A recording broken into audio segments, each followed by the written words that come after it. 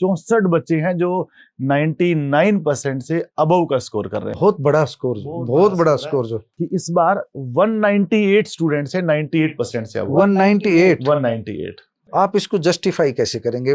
बच्चे पर मानसिक दबाव, किताबी बोझ पहले ही ये बहुत ज्यादा, एक ऊपर से यूपीएससी की तैयारी का आ जाएगा, आप इसको तर्कसंगत कैसे ठहराएंगे? देखिए, मेरा अपना मानना है कि आज 15 साल का वैभव सूर्यवंशी, जी, वो किस तरीके से बुमराह को खेल रहा है, वो किस तरीके से हेजलवुड को खेल रहा है, उस तरीके की सोच के साथ ग्राउंड में जाना पड़ेगा।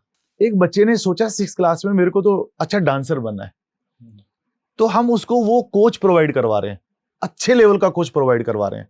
एक बच्चा सोच रहा है मेरे को तो डी कुकेस बनना है, उसको चेस का बहुत बढ़िया कोच मिल रहा है।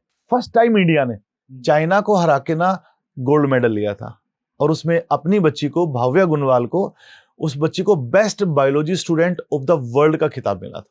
कोई ऐसा कंपटीशन नहीं है स्कूल लेवल पे, कॉलेज लेवल पे, इंजीनियरिंग कॉलेज भी है, डिग्री कॉलेज भी हमारा, उस लेवल पे भी कोई ऐसा इवेंट नहीं है जिसकी, कोई ऐसा कंपटीशन नहीं है जिसकी हम तैयारी ना करवाते हो। अच्छा, मुझे इसमें एक अच्छी खूबसूरती और भी आरपीएस की जी, कि वो 100% बच्चों को ट्यूशन फ्री रखता है। जी, ट्यूशन फ्री। हाँ, 99.9 घर जा करके नहीं पढ़ना है उसको ट्यूशन। बच्चा कहीं पर भी ट्यूशन नहीं जाता, ना ही कोचिंग में जाता है वो। हम 134 ए में जी सबसे ज्यादा बच्चे पढ़ा रहे हैं। सुपर 30 हमारा प्रोग्राम चलता है, उसमें हम 120 स्टूडेंट्स फ्री ऑफ कॉस्ट, रहना, खाना और पढ़ना सब कुछ फ्री पढ़ा रहे हैं।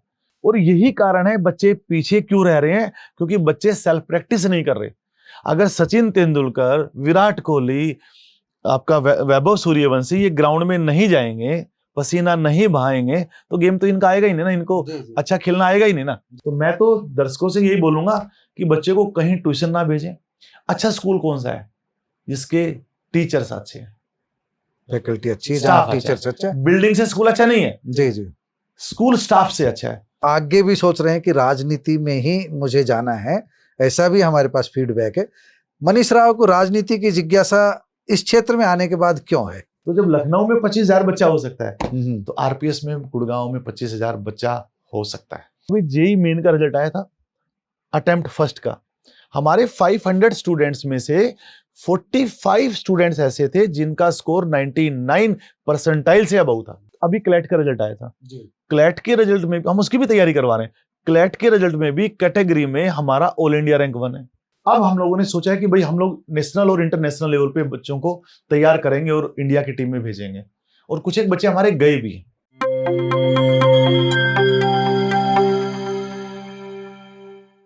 प्यारे दोस्तों, सादर अभिवादन। मैं हूं महेश कुमार वैद्य और आप देख रहे हैं एनजेपी हरियाणा। आज हमारे साथ मौजूद है मनीष राव, सीईओ हैं आरपीएस ग्रुप ऑफ स्कूल्स के। ग्रुप ऑफ स्कूल्स का परिचय देने की जरूरत नहीं है, हरियाणा के जो प्रतिष्ठित स्कूल ग्रुप्स हैं उनमें से एक आरपीएस है। और एनसीआर दक्षिण हरियाणा की बात करें तो मेरे ख्याल से कितने इंस्टीट्यूशन है अपने?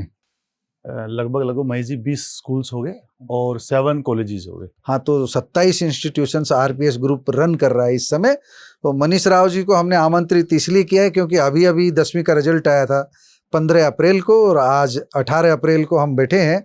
इसलिए बैठे हैं क्योंकि इनके पास जो विशेषज्ञता है उसका हम सदुपयोग करना चाहते हैं, अपने जो दर्शकों को बताना चाहते हैं कि किस तरह की पढ़ाई की तरफ बच्चों को आगे बढ़ाना चाहिए, स्कूल का चयन किस तरह करना चाहिए। अभिभावक बड़ी दुविधा में रहता है। और दूसरी बात यह है कि जो 27 स्कूलों की चेन बनी है और जिस तरह मारामारी आरपीएस के पास है, उसके पीछे कहीं न कहीं कोई विजन होगा, कोई दृष्टिकोण होगा। उस दृष्टिकोण की बात करेंगे।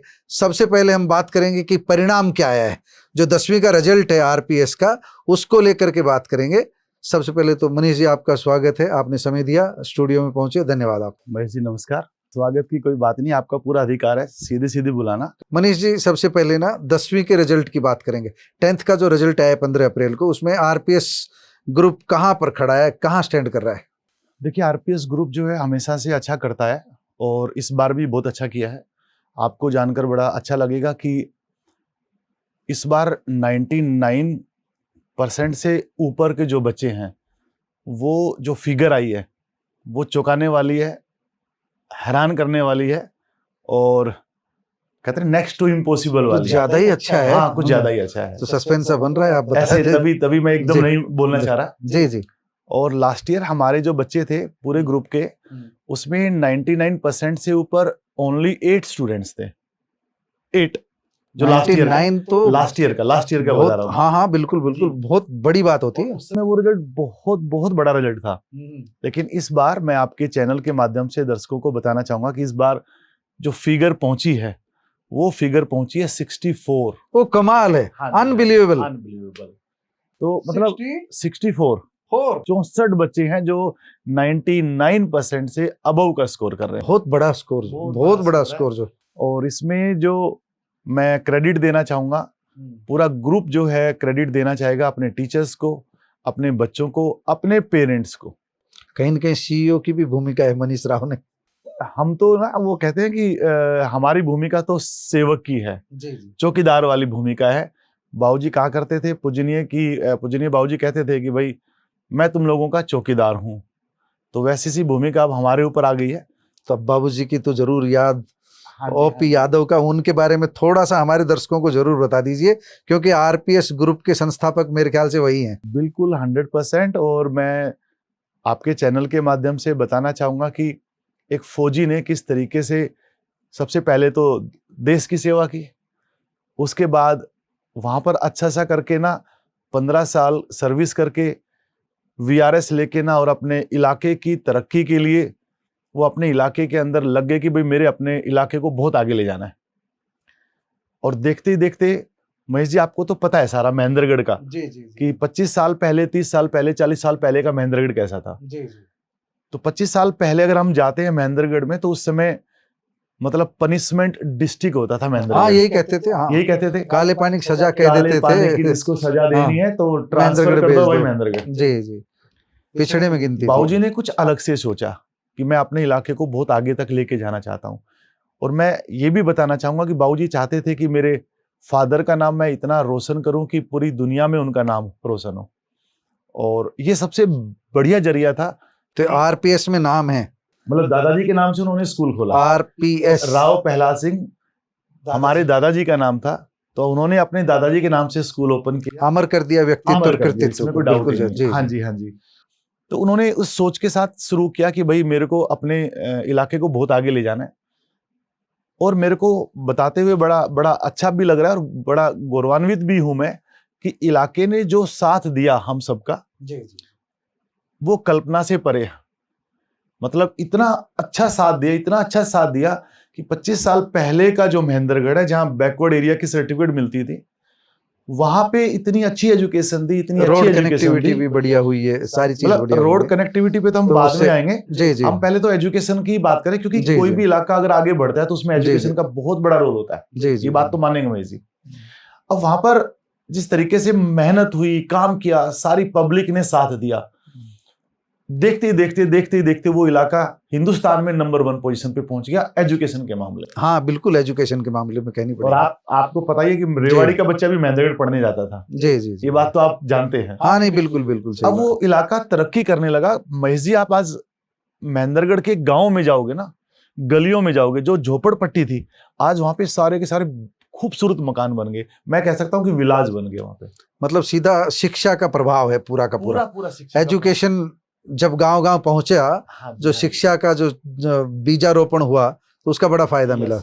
और सबसे जो बड़ा फायदा देखने को मिल रहा है कि वो इलाका इतना अच्छा ग्रो कर रहा है कि ये क्रेडिट सबको जाता है और मतलब सीना चौड़ा हो जाता है कि यार हम सब ने कुछ काम किया, और उसमें सबको क्रेडिट जाता है।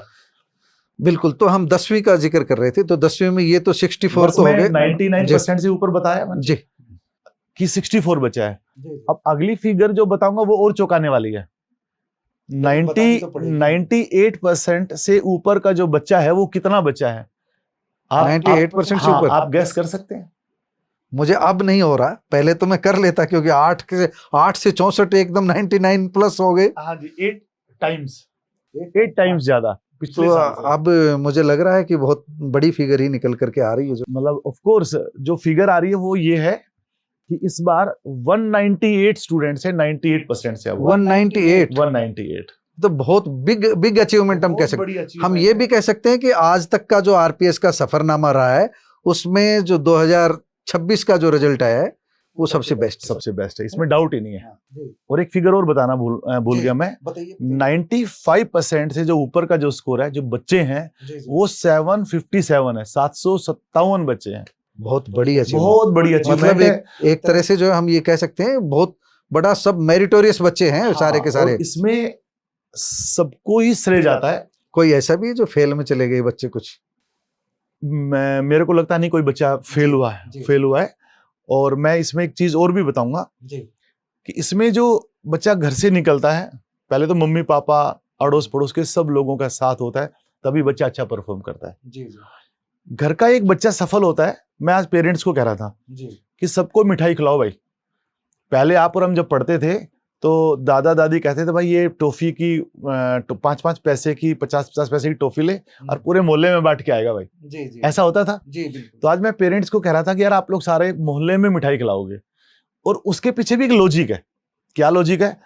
बच्चा जब सफल होता है तो उसकी मिठाई बढ़ती है, मिठाई बढ़ती है तो सारे मोहल्ले में जाती है और मोहल्ले को पता लगता है कि भाई वो बच्चा सफल हुआ है, अचीवमेंट का पता लगता है ना। बच्चा दूसरा भी मोटिवेट होता है जी। और उसको देख के कहते हैं घर का एक बच्चा सफल होता है तो घर के सारे बच्चे उस बच्चे को देख के सफल हो जाते हैं। घर में एक सफल बच्चा होता है तो मोहल्ले के सारे बच्चे उसको देख के सफल हो जाते हैं।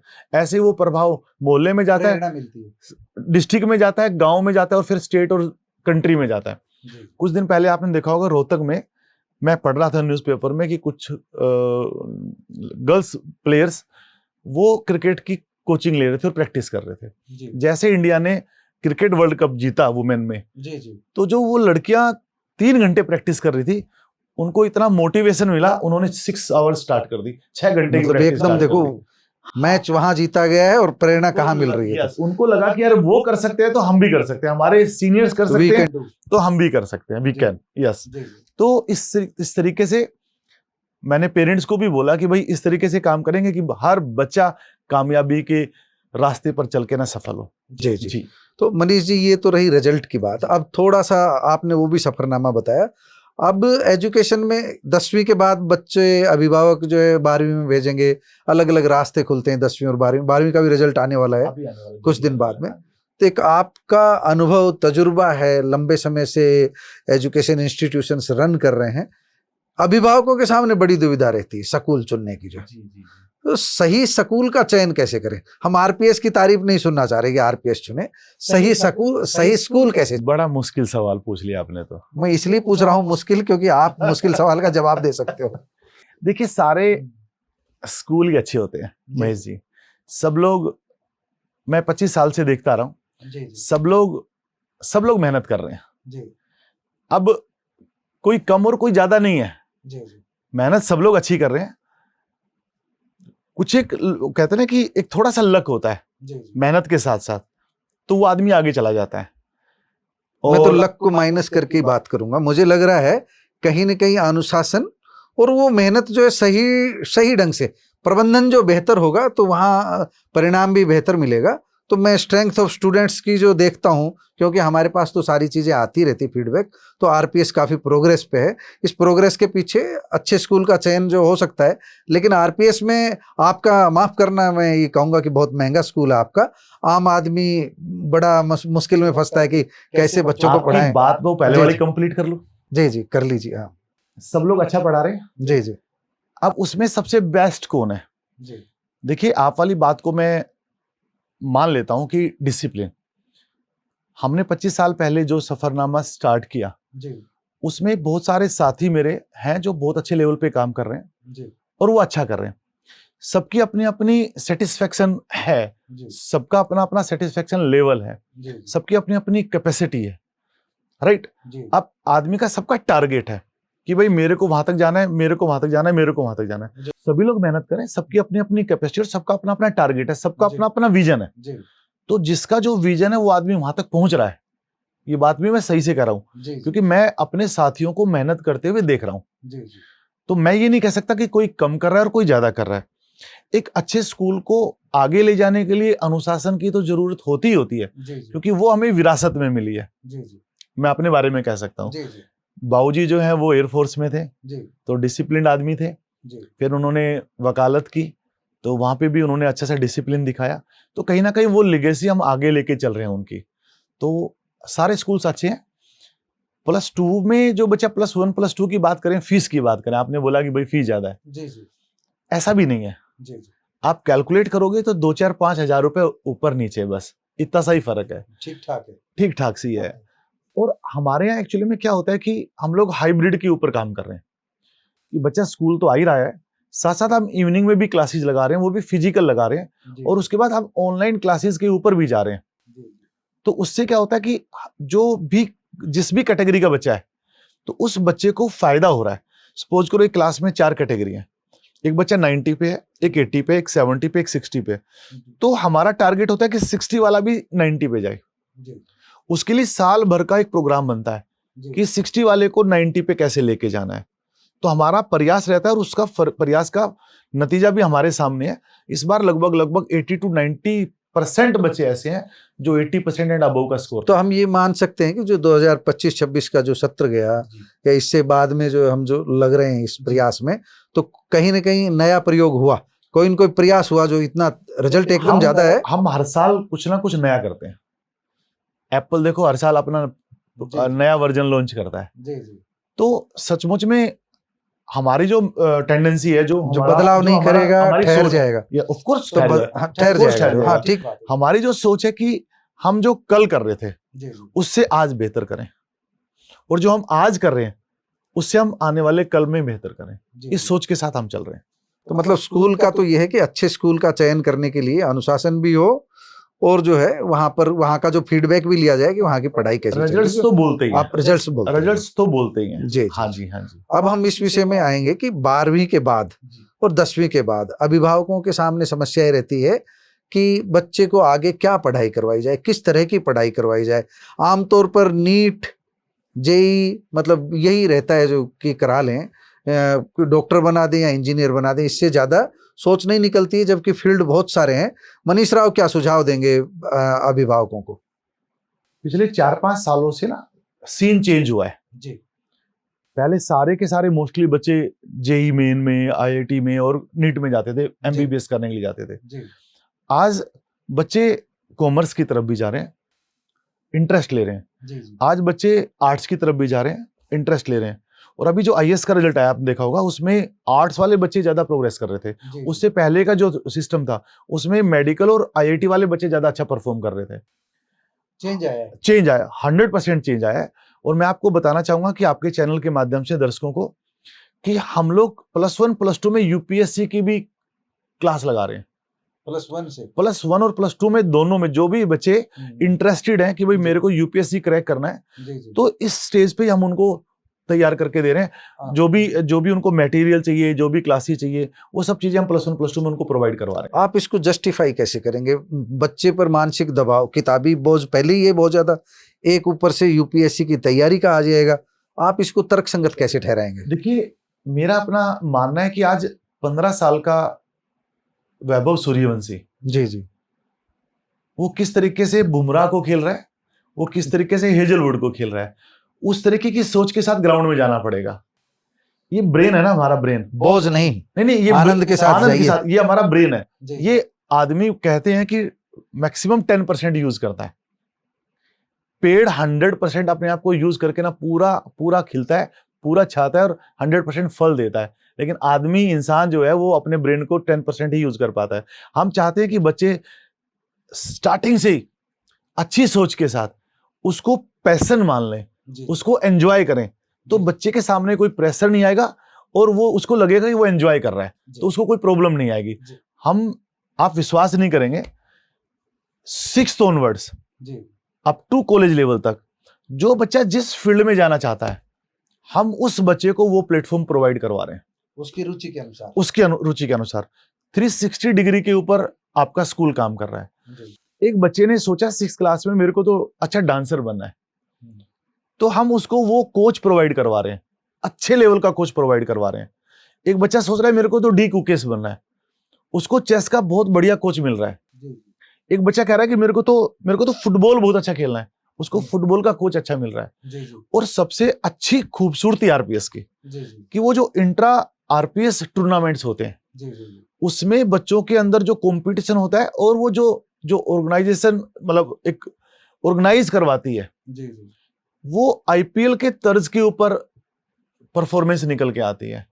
जो बच्चे को प्लेटफॉर्म मिलना चाहिए वो उस लेवल का प्लेटफॉर्म होता है। तो बहुत अच्छा तो मतलब हर बच्चों क्षेत्र को में हो अपनी रहा है। प्रतिभा दिखाने का अच्छा मौका है, अच्छा कंपटीशन मिलता है। सारे ट्रेनर मौजूद हैं, जिसको जैसा चाहिए जो है जिसको जैसा चाहिए उसकी रुचि के हाँ। हिसाब से। आपको जानकर बड़ा अच्छा लगेगा कि last year chess tournament D Gukesh ने जीता चाइना को हरा के ना, राइट। उसी समय नेशनल जूनियर आपका इंटरनेशनल जूनियर साइंस ओलंपियाड में हमारा एक बच्चा रोमानिया में फाइनल में इंडिया को रिप्रेजेंट कर रहा था। इंडिया की टीम में 6 स्टूडेंट थे, उनमें से एक आरपीएस का भी था। हाँ। वो बच्चा मुझे याद है इंडिया को रिप्रेजेंट कर रहा है। और उस समय जब डी कुकेश ने चाइना वाले प्लेयर तो कौन बनेगा करोड़पति में भी पहुंचा था। हाँ, 1 करोड़ रुपए का प्राइज अमिताभ बच्चन से लिया था।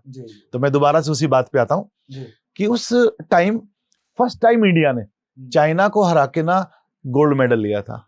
और उसमें अपनी बच्ची को भाव्या गुनवाल को उस बच्ची को best biology student of the world का खिताब मिला था। हाँ, अब उस बच्ची को देख के ना दूसरा बच्चा बोला जब हमारी सीनियर कर सकते हैं तो हम भी कर सकता है। मोटिवेट हुआ और उस बच्चे ने उससे ज्यादा मार्क्स लिए।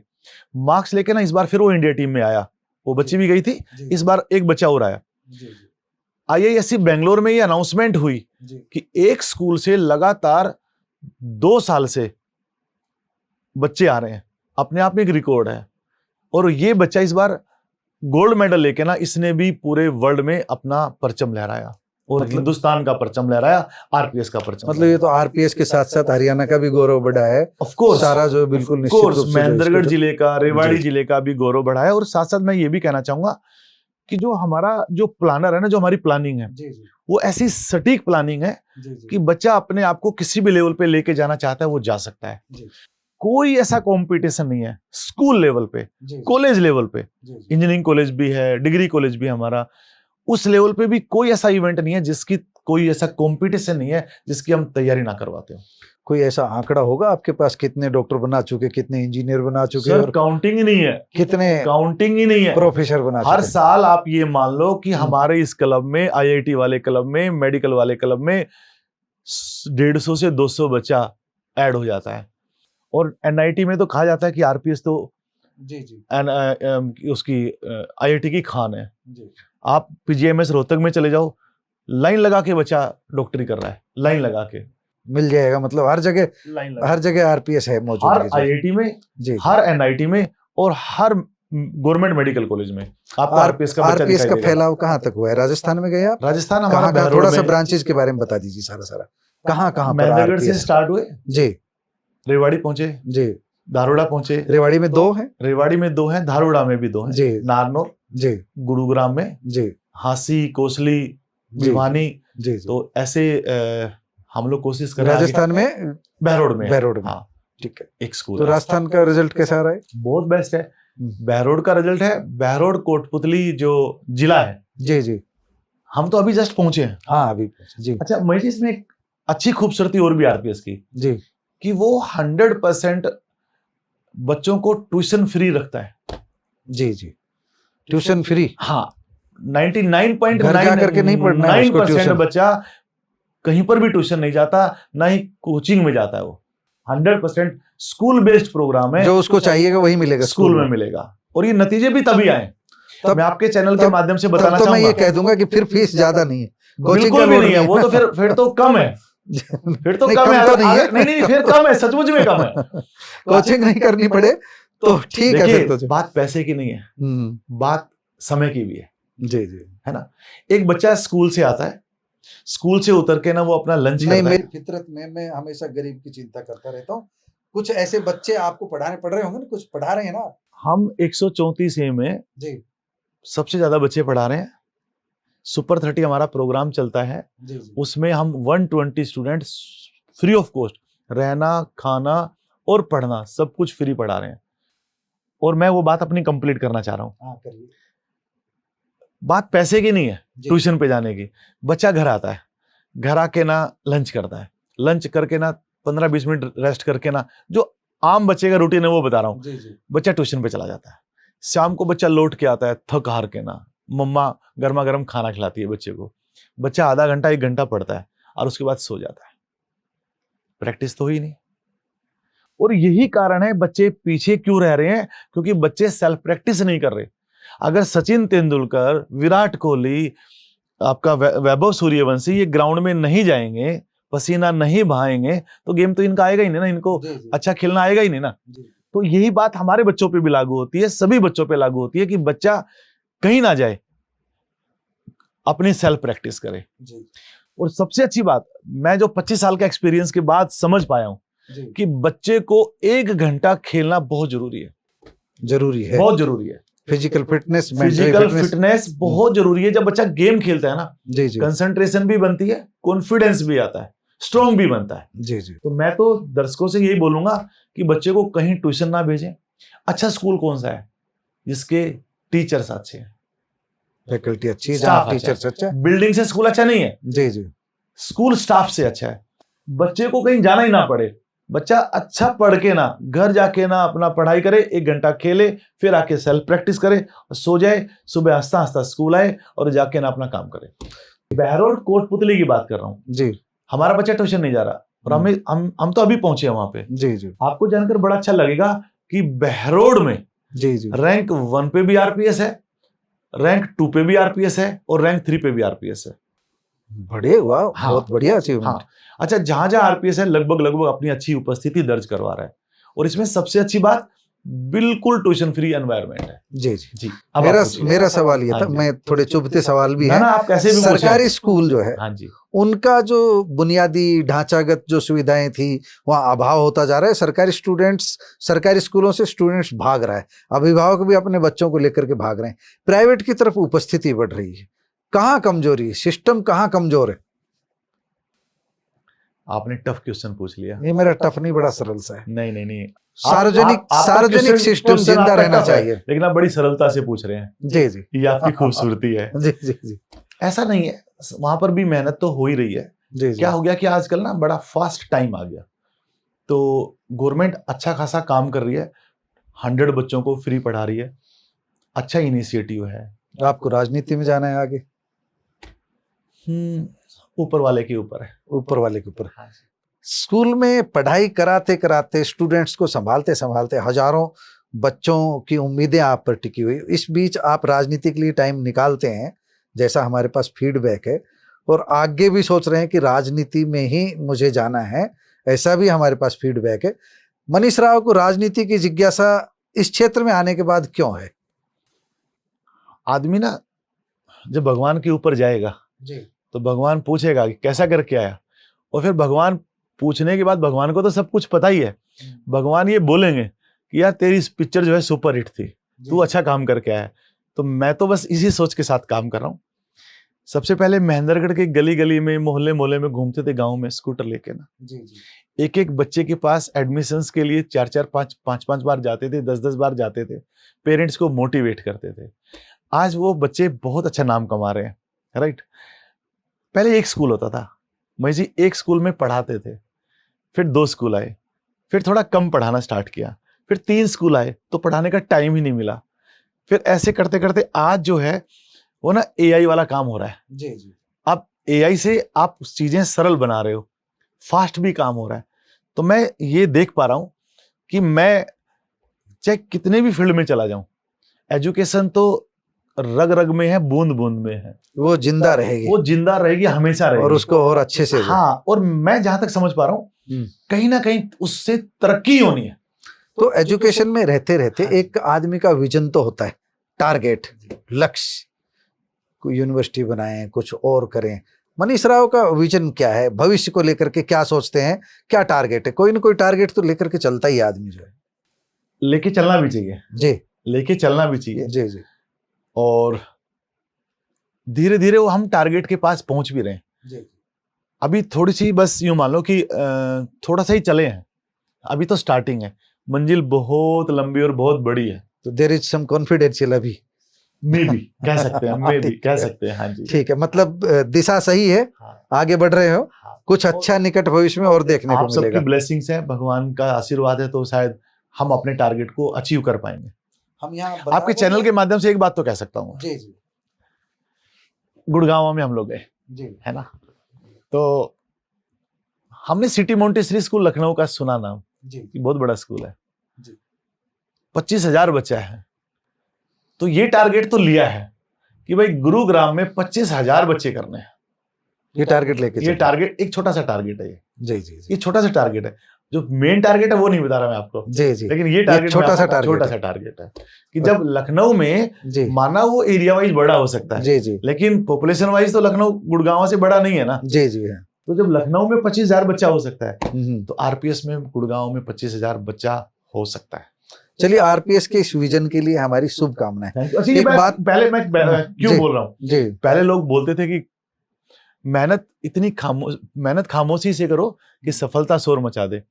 लेकिन जैसे जैसे अभी जमाना चेंज हो रहा है, मैंने कहीं पढ़ा था कि अपना टारगेट अपनों के बीच रखोगे तो अपने आप का साथ देंगे, आपके टारगेट को अचीव करवाना। तो आप ढोल बजा करके बता रहे हैं कि ये करने जा रहा हूँ। ढोल तो नहीं बजा रहा ना, मतलब ढोल तो नहीं बजा रहा, सार्वजनिक रूप से जो बता रहे हो कि ये करने जा हाँ, रहे मैं हैं, बस ठीक है, लोगों के सामने, अपने लोगों के सामने अपना विजन रख रहे हो, एक अपना छोटा सा विजन रख अपने रहा हूं। लोगों के बीच। Yes yes. आज मैं ये देख पा रहा हूँ कि सारी दुनिया के बच्चे एक है, जी जी, एक जैसा पढ़ाई का, एक जैसा बच्चा, और परमात्मा ने सबके अंदर सेम ब्रेन डाल के भेज रखा है।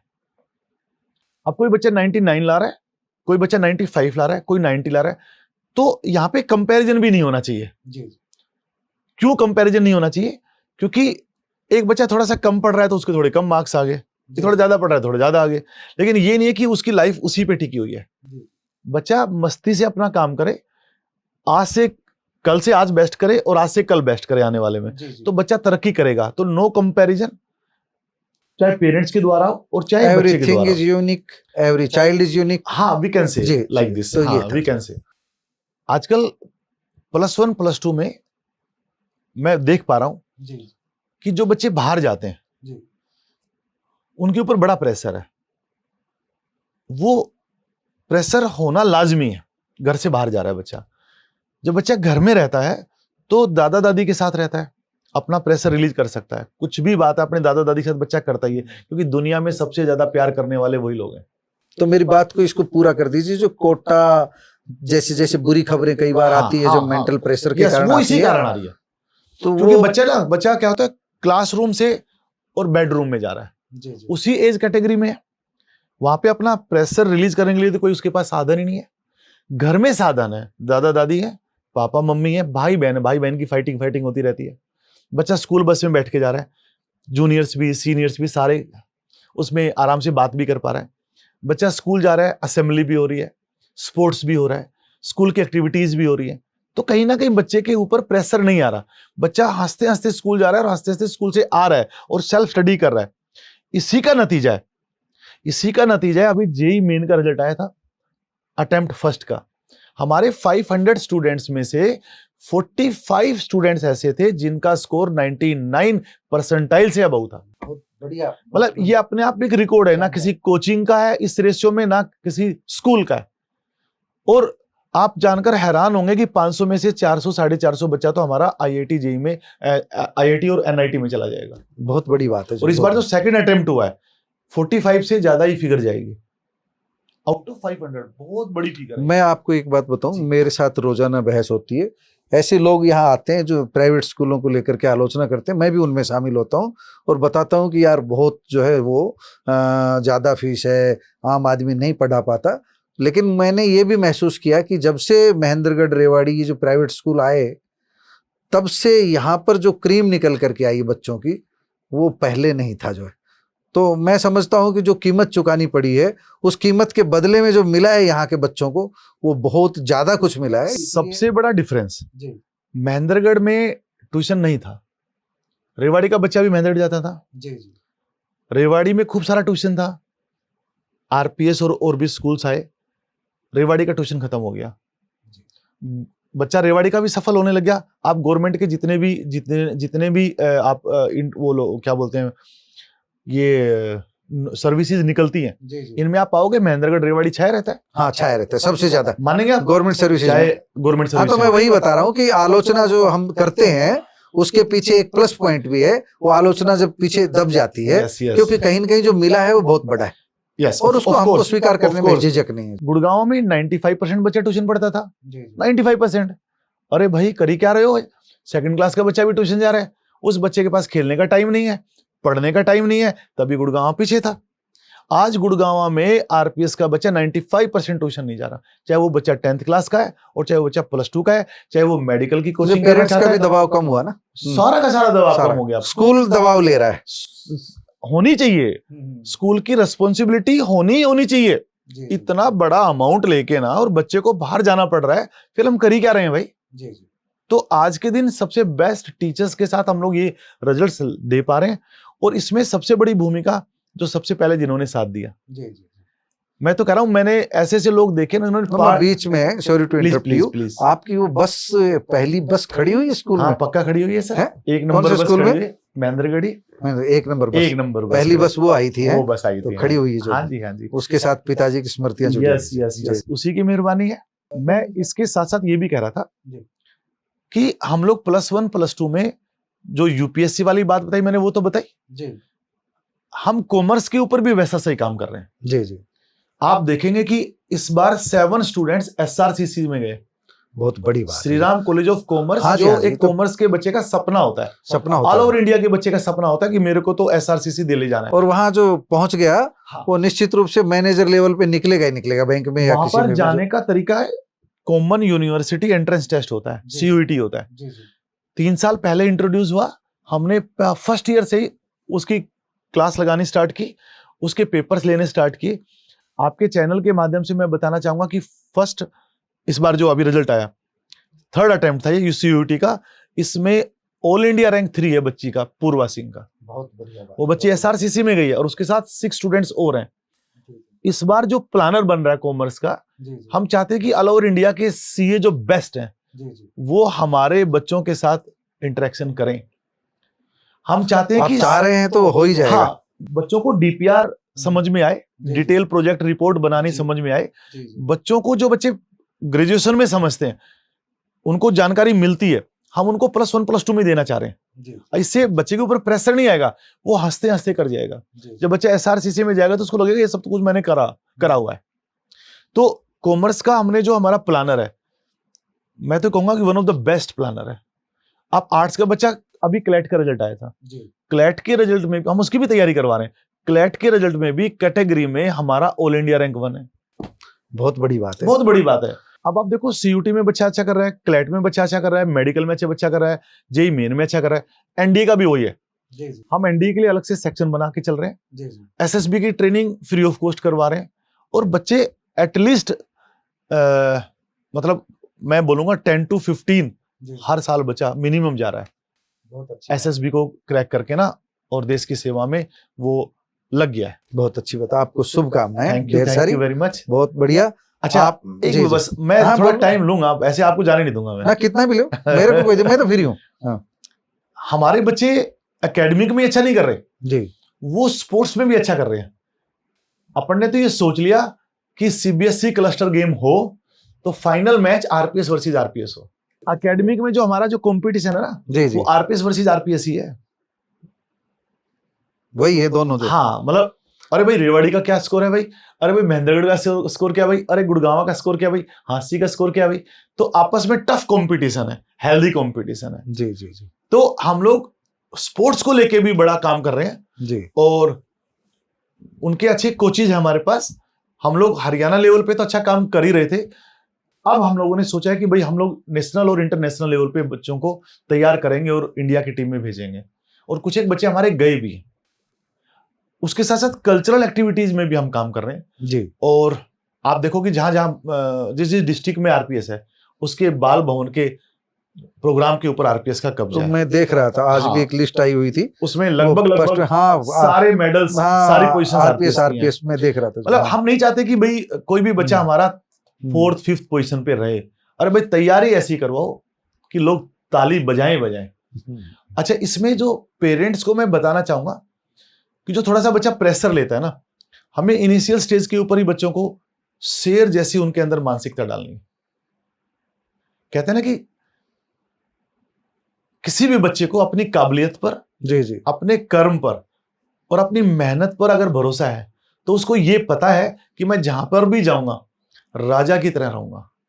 आत्मविश्वास उसका हाँ। बड़ा मजबूत होगा। और अगर जिसको अपनी काबिलियत के ऊपर भरोसा नहीं है, उसको आप राजा बना भी दोगे तो वो कुछ भी नहीं कर पाएगा। तो भरोसा डेवलप करना मैं पेरेंट्स से ही कहना चाहूंगा कि बच्चों को स्टार्टिंग से ही राजा जैसी मानसिकता हमें बनानी है, उनके अंदर उनको तैयार करना है।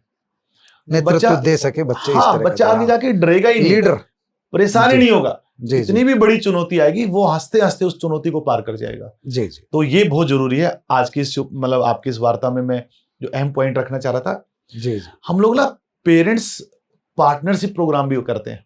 जी अब उसकी खूबसूरती बताता हूँ। जी आपकी जर्नलिज्म में महारत है, जी, महारत हासिल है आपको, जी जी, तो मैं आपको बोलूंगा कि जो जो बच्चे इस फील्ड में जाना चाहते हैं, महेश जी प्लीज आप आए जी और जी, आपकी जो एक्सपर्टीज है इतने सालों की, जी जी। हमारे बच्चों को जरूर दें। अभी तो कॉलेज वाले तो बुला लेते, स्कूल वालों ने एक स्कूल बार बुलाया वाले, था किसी आप ने, स्कूल वाले भी बुलाएंगे। जी, जी, ठीक है? ठीक है। मैं किसी को सुन रहा था तो उसने कहा कि स्कूलों में एकेडमिक तो होता है लेकिन बिजनेस से रिलेटेड बातें नहीं होती। जी जी, मैं आपको जानकारी, आपकी जानकारी के लिए बताना चाहूंगा कि हमने 9 to 12 क्लब्स बनाने स्टार्ट कर दिए। अच्छा अच्छा, अच्छी अच्छी कंपनियों के एचआर हेड्स जी, को हम इनवाइट कर रहे हैं, वो आ रहे हैं स्कूल में, वो आ रहे हैं और उनको एक मतलब विजिटिंग फैकल्टी के रूप में जी उनको हम लोग क्या बोलते हैं, हम सैलरी भी देंगे जी जी, और वो हमारे बच्चों को बताएंगे कि आज मार्केट का सीन क्या है, स्टार्टअप किस तरीके से तैयार करना है। बच्चों को ये भी पता लगेगा 1 साल के बाद कि आपका जो जो क्या बोलते हैं इंडेक्स, जो आपका जो क्या बोलते हैं उसको, सूचकांक बोलते हैं हिंदी में नहीं तो। उसको शेयर मार्केट, जी जी, हाँ, शेयर मार्केट का भी बच्चों को पता लगेगा कि किस तरीके से पैसा लगाना चाहिए। मतलब इन्वेस्टमेंट की उसको नॉलेज मिल रही है जो। हाँ, बच्चा बीटेक के बाद स्टार्टअप तैयार कर रहा है। जी जी, राइट, हम बच्चे को 9 से ही देंगे, तू काम कर। मैं एलन मस्क को सुन रहा था, वो कहता कि मैं 13 साल का था ना तब मैं बिजनेस में आ गया था। ओ माय गॉड, 13 साल उसका का, विजन 13 साल का बच्चा, और फर्स्ट जनरेशन है। कोई दादा, कोई पिता ऐसा नहीं था कि उसने पैसा दे दिया हो, फर्स्ट जनरेशन है। वो कहता है कि मेरे को मलाल है कि मेरे को 11 साल का, मतलब 2 साल पहले आना चाहिए था, जब मैं 11 साल का था तब मेरे को एंट्री कर देनी चाहिए, तो तभी वो उस लेवल तक पहुंचा है। मतलब उसका हाई आत्मविश्वास कितना बड़ा है। और बच्चों के लिए आज ये भी एग्जाम्पल सेट है कि 14 साल का, 15 साल का बच्चा वैभव सूर्यवंशी कैसे धूम मचा रहा है। बिल्कुल बिल्कुल, आपने बताया तो सही सही बात है ना? तो बिल्कुल। वहां से बच्चे को मोटिवेशन मिलना ही मिलना चाहिए। और मैं तो कह रहा हूं जितना अर्ली स्टेज के ऊपर बच्चा अपना काम स्टार्ट कर देगा उतना ही उसको आगे चल के ना मैं तो कहूंगा ये जो मनीष राव की बातें सारी मोटिवेशनल स्पीच है और सब बच्चों को, सब अभिभावकों को इसको ध्यान से सुनना चाहिए। बहुत काम की बात है जो आपकी जो है। तो हम चाहते हैं कि बच्चों को स्कूल लेवल पे वो सब चीजें मिल जाएं, जैसे बच्चा कॉलेज लेवल पे जाए तो पढ़ाई के साथ साथ वो सब चीजें कर पाए। आप देखेंगे कि आईआईटी करता करता बच्चा, एनआईटी करता करता बच्चा अपना स्टार्टअप तैयार कर रहा है और काम करना स्टार्ट कर रहा है। होना ही चाहिए। बिल्कुल, ये हमें विकसित भारत बनाना है तो ये काम करना पड़ेगा और पढ़ाई सबसे अहम होगी, अपनी अहम भूमिका निभाएगी। और महेश जी, मैं तो आपके चैनल के माध्यम से एक वादा करता हूं, परमात्मा की हमारे साथ ब्लेसिंग्स हैं, आशीर्वाद है, आप सबका है कि विकसित राष्ट्र बनेगा ही बनेगा, उसमें आरपीएस की बहुत बड़ी भूमिका होगी। हम पिता परमेश्वर से ये चाहते हैं कि हमें उतनी ताकत दे, हमें उतनी हिम्मत दे कि हम अपने लोगों के सपनों को साकार कर सकें। जी, आपने आरपीएस ग्रुप ऑफ स्कूल्स के सीईओ मनीष राव की पूरी बातें सुनी है। इन्होंने हर विषय पर खुल करके अपनी बात रखी है। जो फीस का तर्क जो बार बार हम महंगी फीस बताते हैं, उनका आज थोड़ा मेरे भी समझ में आया कि कोचिंग अगर नहीं हो रही है, स्कूल स्तर पर सब कुछ हो रहा है, स्कूल स्तर पर बच्चों को सब चीज़ें मिल रही है, तो निश्चित रूप से अच्छा है। लेकिन साथ साथ इन्होंने बताया कि 134 के तहत भी हम काफ़ी बच्चों को पढ़ा रहे हैं, निःशुल्क शिक्षा भी दे रहे हैं। और जो पिता इनके ओपी यादव दिवंगत हैं, उनको श्रद्धांजलि देते हुए इन्होंने पूरी विस्तार से बात बताई है। तो मनीष राव की बातों में राष्ट्र प्रेम भी है, जो छात्रों के प्रति जिम्मेदारी है, एक टीचर की, एक सीईओ की, वो जिम्मेदारी भी इनकी आपने देखी होगी कि मन में इनके जो भावनाएं हैं। तो हम उम्मीद करेंगे कि आपको ये वीडियो अच्छा लगेगा, आपको इनकी बातें अच्छी लगेगी। आप कमेंट बॉक्स में जाइए, अगर आपकी कोई टिप्पणी है, आपकी कोई राय है, आपके कुछ सवाल हैं, तो अगले वीडियो में एक बार फिर आग्रह करेंगे कि 12वीं के रिजल्ट के बाद एक बार फिर हमारे को समय देना, दोबारा बैठेंगे और जो पेरेंट्स की जो जिज्ञासाएं हमारे पास आएगी हमारे चैनल के थ्रू, उनको आपके सामने रखेंगे और आपसे जवाब जानने का प्रयास करेंगे। थैंक यू बहुत बहुत धन्यवाद। और मैं तो आपसे एक बोलूंगा कि आप जो भी पेरेंट्स मेरे साथ फिजिकली इंटरेक्शन करना चाहते हैं, मैं अवेलेबल हूँ। ठीक, थैंक यू। Thank you.